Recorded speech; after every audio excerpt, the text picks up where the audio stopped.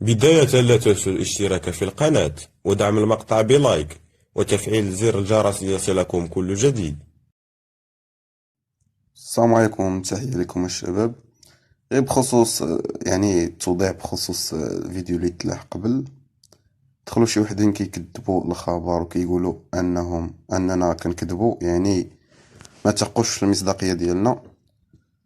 في اخر المطاف غير كتوضيح، يعني راه البارح ما خرجوش الاساتذه باي توضيح واي بلاغ، يعني باللي غيكونوا الاضرابات.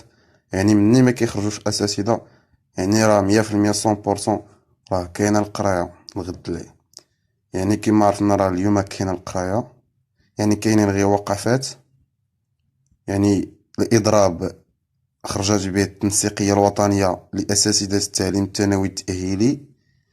اضراب وطني كيشمل 4 ديال الايام: الثلاثاء والاربعاء الخميس والجمعه، يعني ايام 26 27 28 29 دجنبر 2023.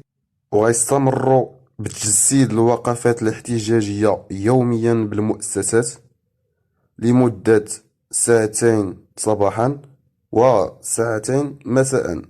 يعني الشباب أن الإضراب مستمر. هذا ما كان. تلشي فيديو جديد إن شاء الله. السلام عليكم.